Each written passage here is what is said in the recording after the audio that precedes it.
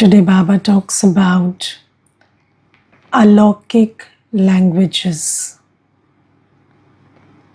And Baba says that there are three aspects of Alokik language. First is the language of the eyes. Then there is the language of feelings. And then there is the language of thoughts. And Baba says that using the language of words is ordinary. Everybody does that. But when you are a yogi, you are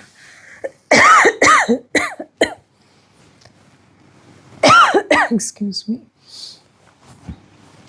You are capable of communicating with these three languages: the language of the eyes, the language of feelings, and the language of thoughts. And just ask yourself, do you use this language? Yes. You see, in the world also, a mother and a child use the language of eyes. Yes. The mother would just, indicate something with her eyes. When the child sees the mother's eyes, he knows now I have to stop. He knows that, if I continue beyond this, I will be scolded or beaten up. So the mother doesn't need to, even in a big gathering, when the mother doesn't want to, say something verbally or is not in a position to speak, then she would just use her eyes to communicate to the child. And the child would get to know that this is my time to stop.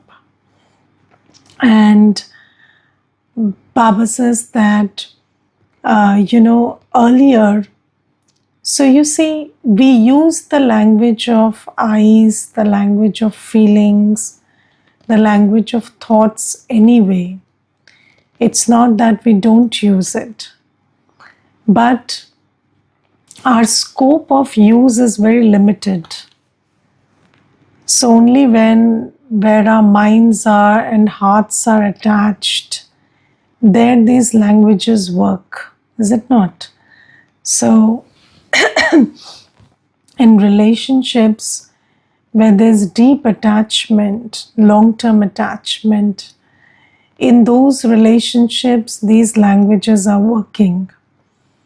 But when Baba talks about these languages being Alokik languages, so this could be our general mode of communication.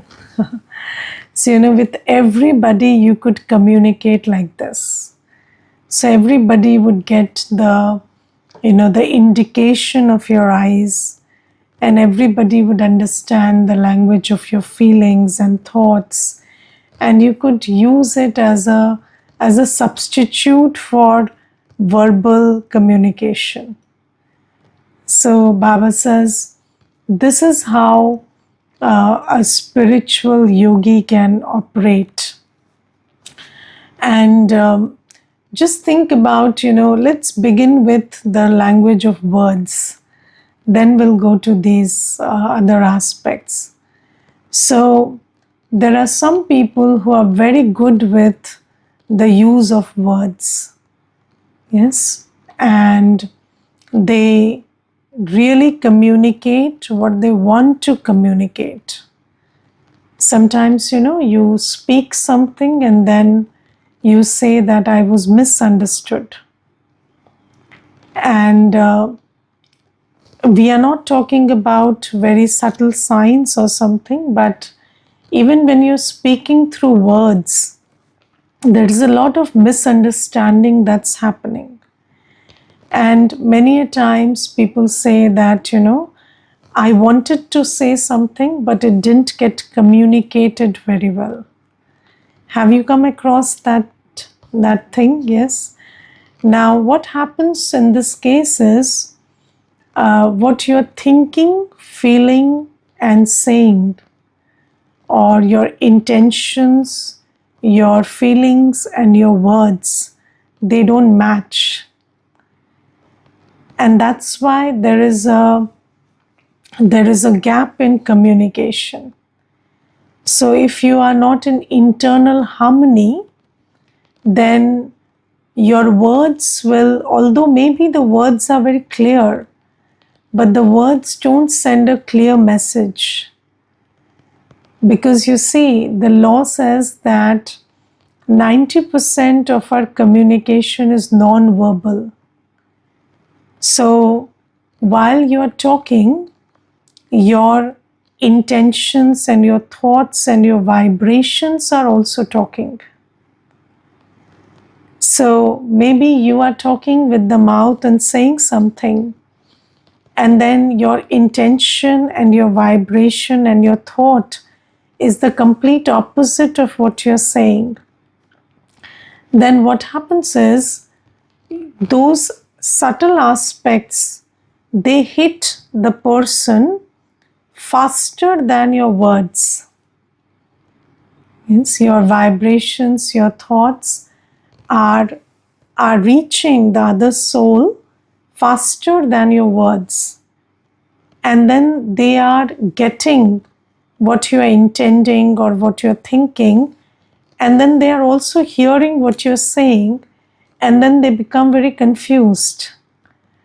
For example, let's say you see somebody and then you don't like how they have dressed up or how they're looking.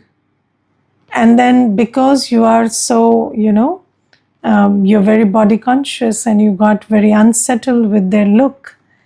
So you just, you don't want that to come across. So then you start giving them a compliment. You're looking very nice and it's a very nice costume you're wearing. And then what happens is the other person is very confused because they hear that you're saying you're looking very nice, but then they don't feel that. So then they very, confusedly, they would say thank you. And they would, then go to somebody and say, I don't know what they wanted to say. They said I'm looking nice, but then it didn't feel like that. So you see, this is how there is miscommunication in the guise of communication. And this is why if you want your words to go across, sometimes, you will encounter a situation where you are talking to 10 people and 9 of them, they say you are very good with your language and whatever you want to say is getting communicated. But then there's one person who never gets you right. Yes, whatever you say, they understand the complete opposite of it. You talk to them for 5 minutes, you are conveying to them what to do, and then they pick something which is the complete opposite of what you're conveying to them, and then they say, you said this. And you don't understand what's the problem. But what is the problem? The problem is you check your intentions and your feelings and vibrations with that person. So, maybe you have good feelings and good wishes, and maybe you are in internal harmony while talking to those 9 other people. But with this one person, maybe there is a conflict inside, and then you are always, struggling with your negative feelings. Maybe when you're talking to this person at that moment, you're talking with clarity. But then generally, your link of heart with this person is severed, and then you are not in the same wavelength with this person. Your feelings, your intentions, your thoughts for them 24 hours of the day are not okay. Maybe at that time when you have made up your mind to talk, you are trying to communicate well, but then other times your wavelength with this person is very not okay. And that is why when you are clearly communicating and when you're really speaking from the heart also, this person won't get it. And this is why, people say, I talked to them with good intention, and, I worked on myself, and I really cleaned my heart, and I wanted to make things right, and I went. But you cannot make things right in one go. You cannot just, years of malice and years of negative feelings in your heart, and then one day you thought, you listened to one lecture, one class, and then you thought, okay, I have very good feelings for this person, and let me bless them, and let me talk to them, and let me make everything okay. It's not going to work like that. So then, you think that I did everything right and the result is not okay, because this relationship that is built with long-term, exchange of vibrational energy. So, a relationship between a soul and a soul is about vibrational exchange and a long-term vibrational exchange. So, years together, whatever you are thinking, whatever you are feeling, whatever whatever is going in your head, in your heart about that soul, it's reaching them, and whatever is going on in their heart is reaching you, and that is building the relationship long term. And then when that relationship is damaged, then one day of clear communication and good intention cannot change it, because you see, the receiver is so bad that when you try to speak through that receiver, it messes up with the message. So this is why, even communicating with words needs a good relationship. When you have, and you see, you cannot do it for one person. If you have not worked on your spirituality, if you consistently work, uh, sometimes you think that I have to keep my feelings and thoughts clean for this person. No, don't do it for any person. Do it for yourself, that I have to keep my thoughts and feelings and intentions clean. My mind, my intellect is my property, and keeping it pure and clean is my duty.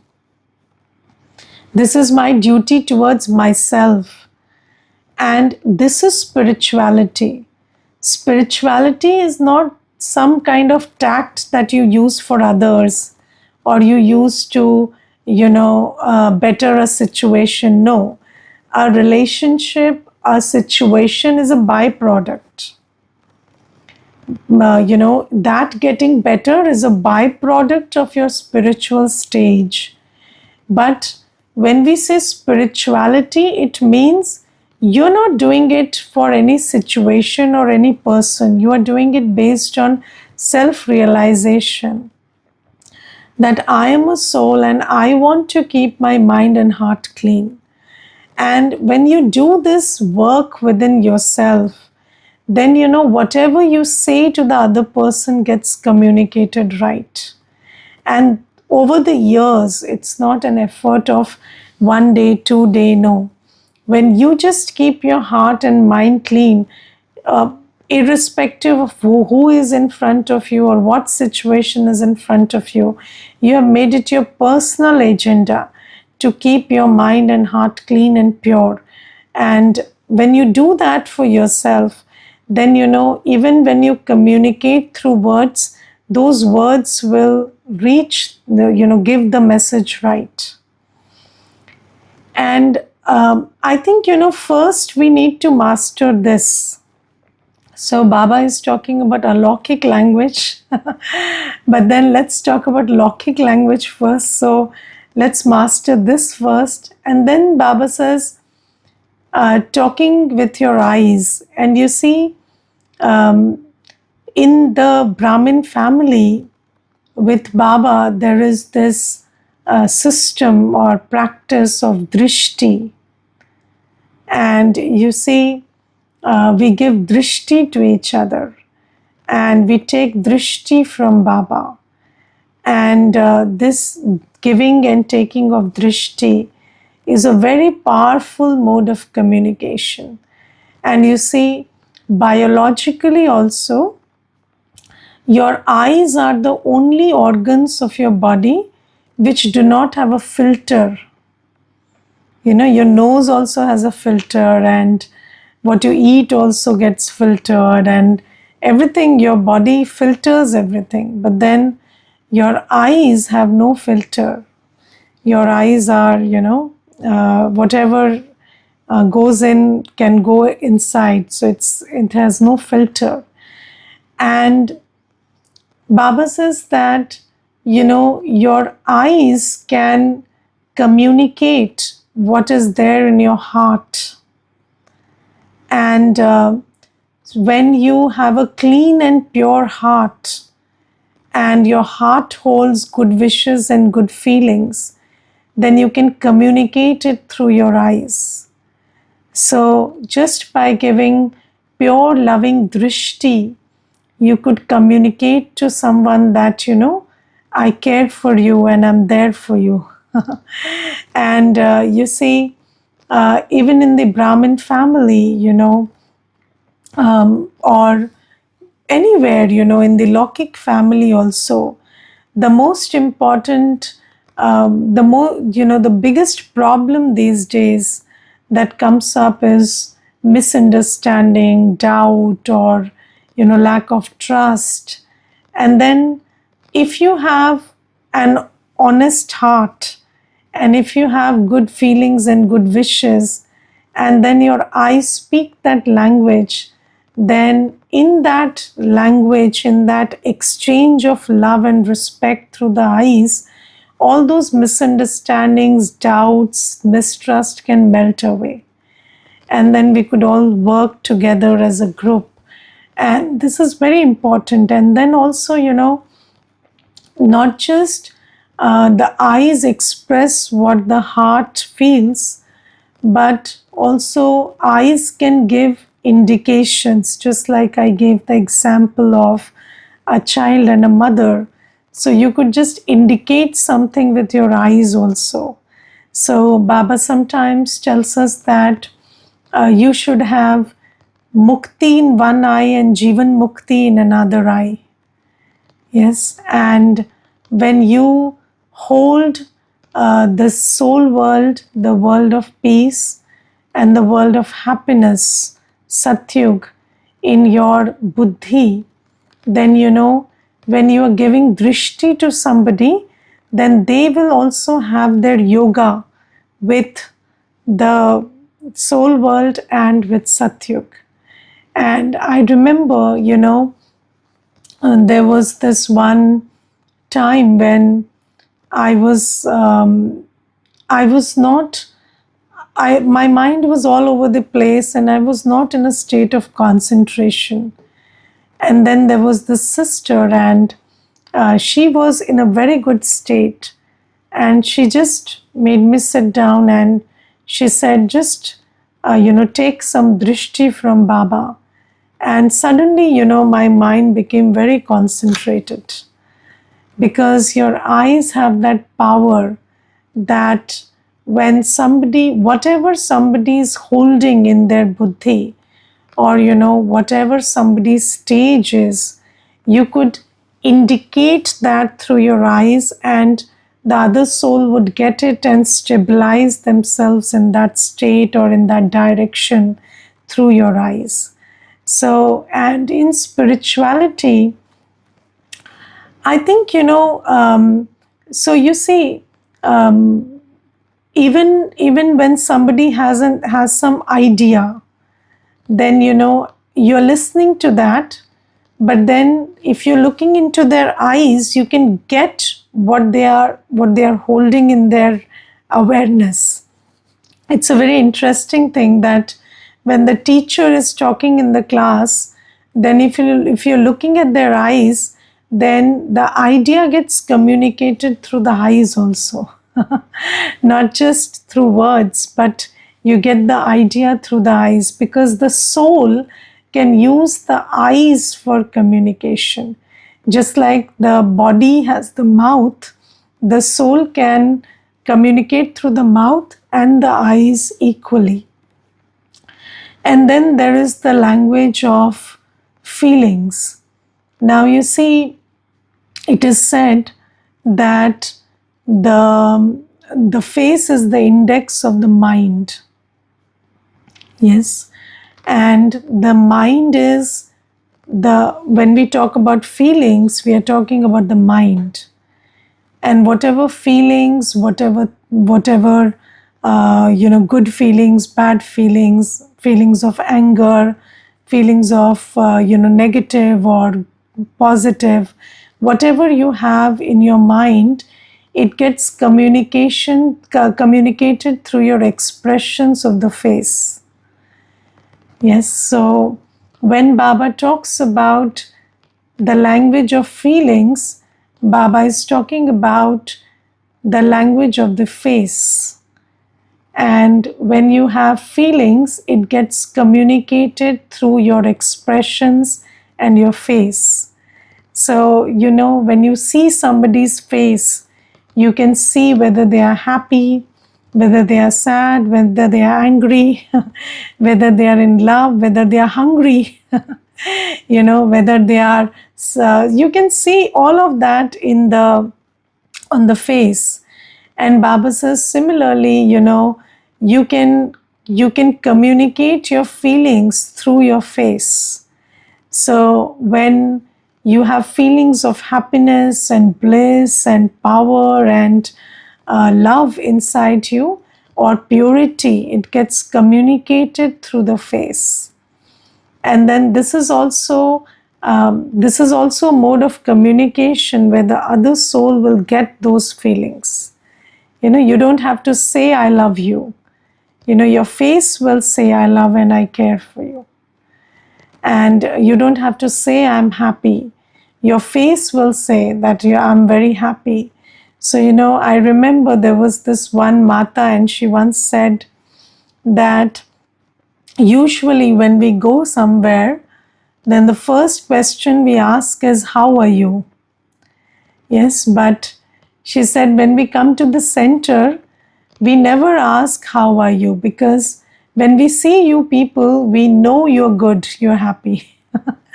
So she said that, every time, she said, it's a habit. I always ask, how are you? But when I come to the center, I see you people, and then my mind says, they're fine, don't ask them. They're happy. Do not ask. That's not the right question to ask. So you see that even without saying, you could say, I'm happy. You could say, I'm blessed. You could say, there's love in my heart for you. Or you could say that, I care for you, or I'm concerned about you. So those expressions, your expressions can show compassion. Your expressions can show care and concern. So Baba says all of this can be communicated through feelings, and feelings means facial expressions. Eyes means, expression of the heart.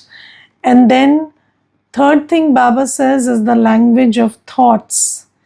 And you see, the language of thoughts is very important, because when all these systems fail, your phone and satellite and all of that, then the most powerful instrument, the instrument that goes a long way, so will be the language of thoughts.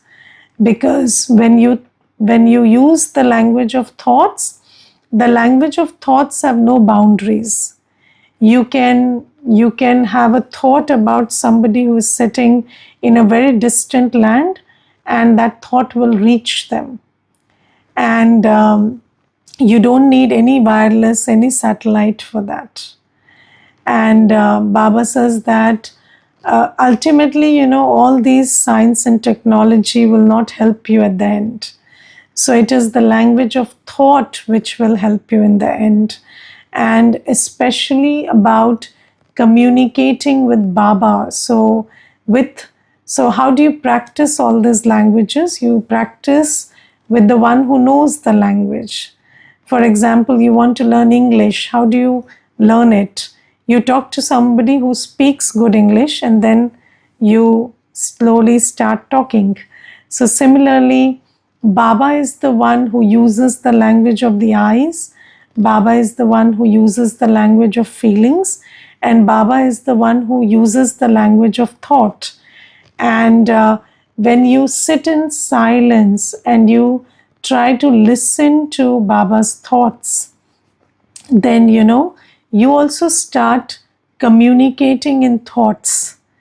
Yes, if you sit in silence and you just allow yourself to listen to Baba, then slowly, gradually, you start speaking to Baba also in thoughts. And then you slowly see that, this communication with Baba is getting stronger and clearer. And in the end, also, Baba will give us signals through thoughts. And in order to catch those signals, we have to be very concentrated, in concentrated alignment with Baba. Our intellect has to be properly connected to Baba so that I can get those thoughts. And when you practice using this language of thoughts with Baba, then you become so skilled at it that you can communicate with everyone through thoughts. So, even when, and most of the times, it's not, so, when you communicate through words, words are very misunderstood. For example, you want somebody to correct themselves. You think that, they should correct themselves. If you said it, it will not work well. You go and tell somebody that you correct yourself, it doesn't work most of the time. But if you just use your thoughts that, my dear brother, my dear sister, it would be great if you corrected this thing and you would benefit from it. If you just communicated this through thought, they would feel, and sometimes they would also come and tell you that, I just had this thought that I should correct this about myself, or I should change this about myself.